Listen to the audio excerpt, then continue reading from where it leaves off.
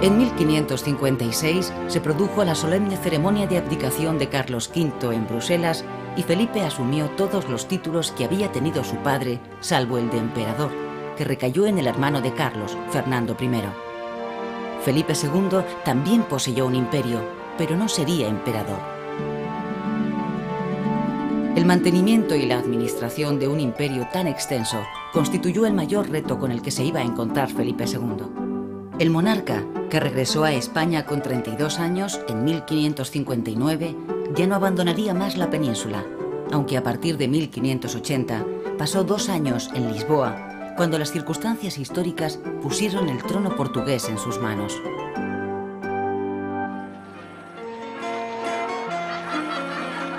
Castilla pasó a ser el centro de este imperio sin emperador y Madrid se convirtió en sede permanente del gobierno.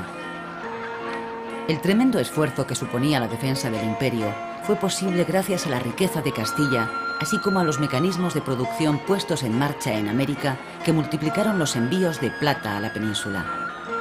La lengua castellana va identificándose paulatinamente con el español. Convertida en la lengua oficial de la corte, fue adoptada de forma progresiva por los demás reinos. Será también la lengua de los escritores que protagonizaron el Siglo de Oro, y los talleres de todo el imperio imprimieron la mayor parte de su producción editorial en este idioma.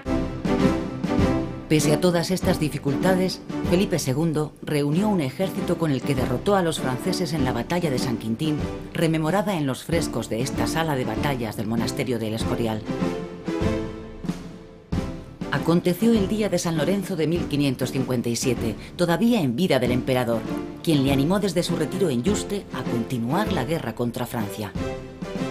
El reinado de Felipe II no podía empezar mejor desde el punto de vista militar. Al año siguiente, las tropas francesas fueron derrotadas por segunda vez en Gravelinas y Francia se vio obligada a firmar el Tratado de Cateau-Cambrésis. Fruto de ese tratado será la tercera boda de Felipe con Isabel de Valois, que supondría el inicio de una etapa amistosa con el país vecino tras largos años de hostilidad.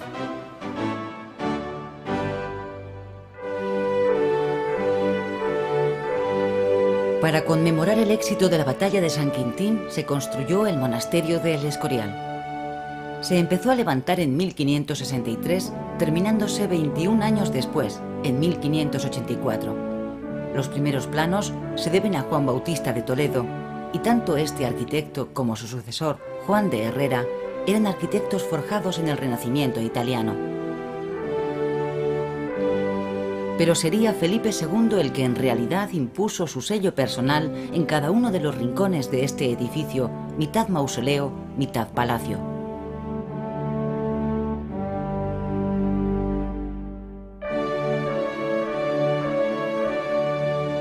Felipe, nacido en el año 1527 en Valladolid, se había educado en el ambiente cultural del Renacimiento.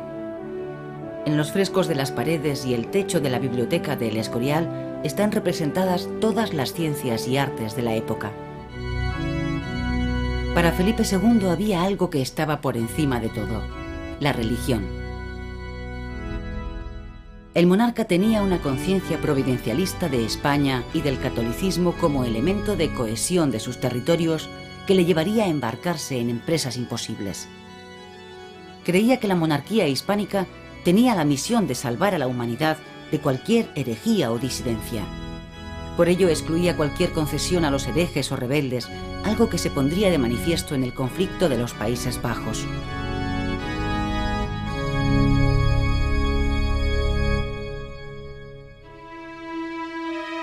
En la Gran Place de Bruselas podemos encontrar en la actualidad una placa que recuerda las ejecuciones de los condes de Egmond y Hoorn.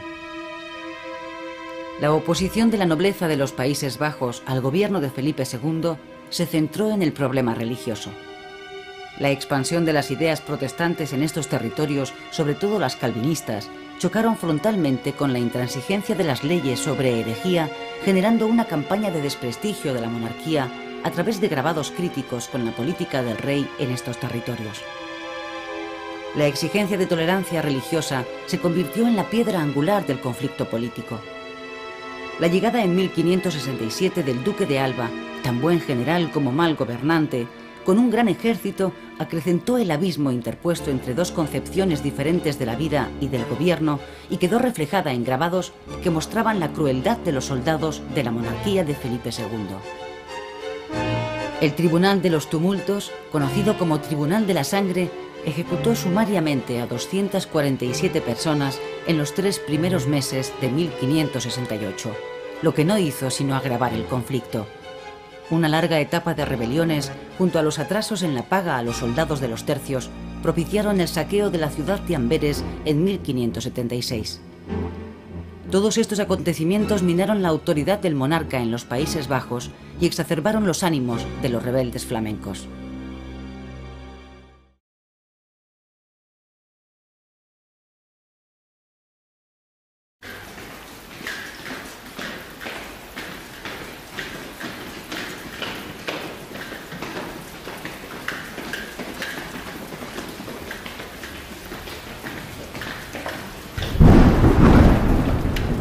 ...1568 fue un año horrible para Felipe II, pues en este corto periodo de tiempo, conflictos políticos como el recrudecimiento de las rebeliones en los Países Bajos y la sublevación de los moriscos granadinos se unieron a problemas personales. En la noche del 18 de enero de ese año, el propio rey, con casco y armadura, y una vez reunidos los principales miembros de su gobierno, apresó a su hijo y heredero, disponiendo su encierro dentro de sus propias habitaciones del Alcázar de Madrid.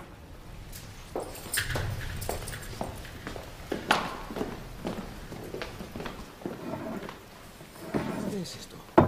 ¿Qué hacéis? Sujetadme. El príncipe Carlos era hijo de la primera esposa de Felipe, María Manuela de Portugal, y había sido jurado heredero en 1560. Sin embargo, el rey nunca confió en él. La agitada vida del heredero y los enfrentamientos con su padre y otros miembros del gobierno, como el duque de Alba, culminaron cuando don Carlos se implicó en una serie de acciones sospechosas de traición a la monarquía.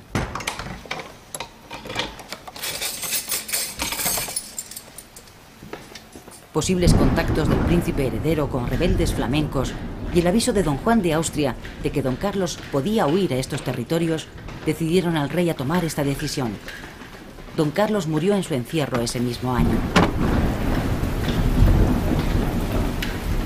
El asunto Don Carlos se convirtió en una de las páginas más oscuras del reinado de Felipe II, ahondando en su leyenda negra. A la muerte del príncipe heredero seguirá poco después la de Isabel de Valois, tercera mujer de Felipe II, lo que hizo de ese año de 1568 uno de los peores de su vida.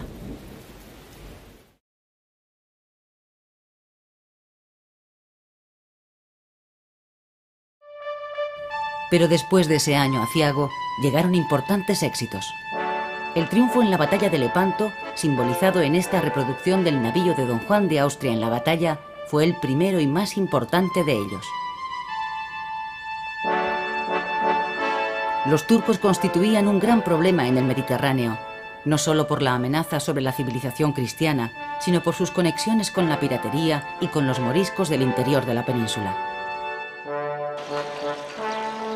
Génova, los estados pontificios, Venecia y algunos príncipes italianos se unieron a la monarquía de Felipe II en lo que se conoció como la Santa Liga.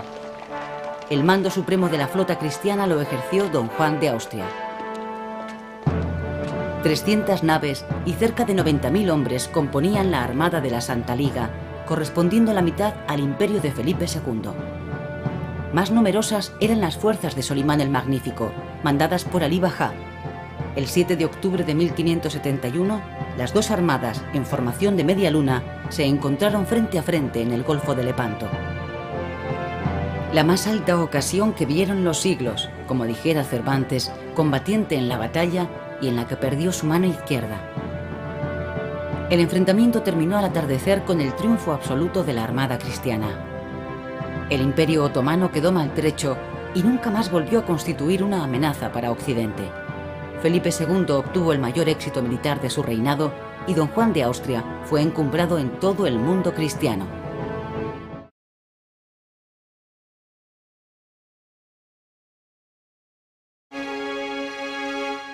El otro gran acontecimiento del reinado de Felipe II fue la sucesión en el trono de Portugal. A la muerte de Sebastián de Portugal, hijo de Juan de Portugal y Juana de Austria, hermana de Felipe II, se presentaba por fin la posibilidad de la anhelada unión con este reino, perseguida desde los tiempos de los reyes católicos. Con la anexión de Portugal y sus posesiones en ultramar, el imperio de Felipe II se hizo aún más poderoso, y con el dominio de las Islas Filipinas se puede ya decir sin ambages que sobre su imperio nunca se ponía el sol.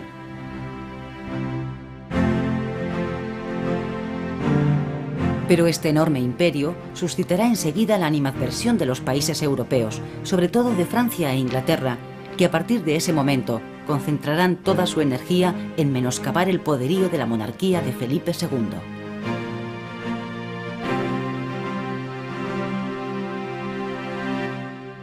El Archivo General de Simancas guarda en la actualidad gran cantidad de documentos con anotaciones autógrafas de Felipe en los márgenes. Fue uno de los monarcas más trabajadores de la historia. En una ocasión estudió y firmó 400 documentos en un solo día. El trabajo de despacho del rey resultaba agotador. Hasta ahora no he podido desenvolverme de estos diablos de papeles, y aún me quedan algunos para la noche, y aún llevo otros para leer en el campo, a donde daremos una vuelta agora. El rey eligió gobernar su imperio y sus ejércitos desde Castilla, exigiendo que todos los asuntos se le remitiesen para examinarlos personalmente. Este grado de centralización creó serios problemas administrativos, tanto por el volumen de los casos a tratar como por las enormes distancias que separaban Madrid de las provincias periféricas del imperio. Una carta enviada desde Filipinas a Madrid tardaba casi un año en llegar, y una desde Nápoles cerca de un mes.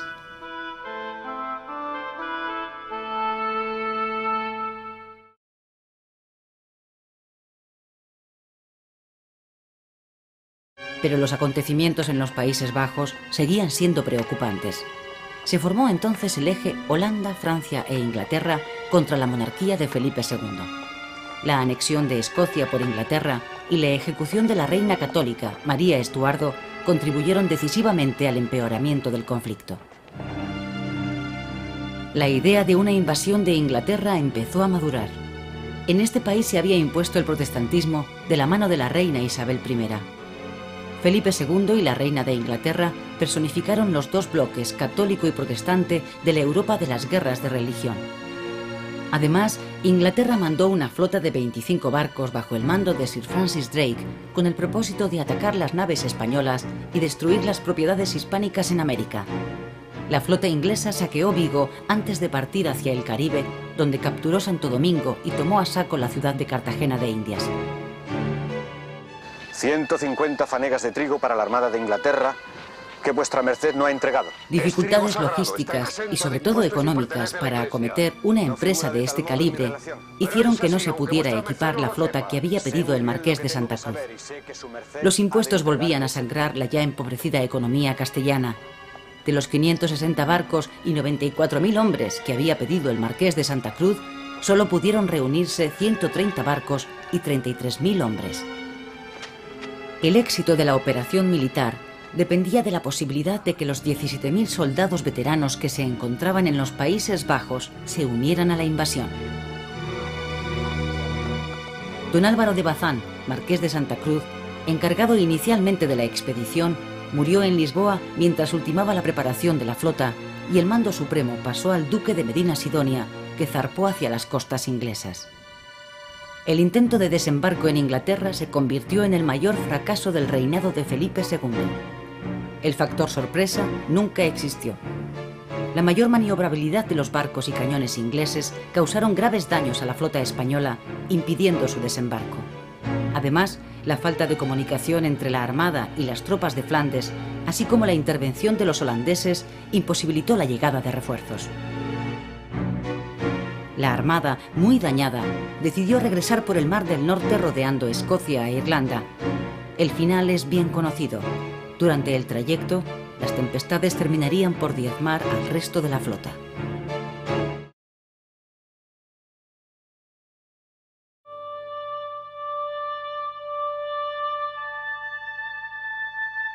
Felipe pasó los últimos años de su vida encerrado en el monasterio del Escorial. El final de su reinado supuso la constatación de que la empresa que se había propuesto era imposible. En un último intento de terminar con todas las guerras que habían agotado social y económicamente a su imperio, firmó la Paz de Vervins con la Francia de Enrique IV de Borbón y dejó en manos de su hija Isabel Clara Eugenia y su esposo, el archiduque Alberto de Austria, los Países Bajos, aunque en el caso de no tener herederos, volvería a la corona española, como así ocurrió. Felipe II ha sido el rey más polémico de toda la historia de España. El drama de la muerte de su hijo don Carlos ha permitido evocar el desgarro que supone para un padre la contradicción entre su amor paternal y el servicio a la razón de Estado. Felipe II quiso ser consciente en todo momento de su muerte para afrontarla como tenía meditado. Pidió el crucifijo con el que habían muerto sus padres y mientras sonaban las oraciones de los presentes, expiró. Eran las 5 de la madrugada del día 13 de septiembre de 1598 y el coro de niños del monasterio cantaba la misa de alba. Como dice uno de sus biógrafos, después de su muerte, Felipe II traspasó el ámbito de la historia para situarse en el del mito y la leyenda.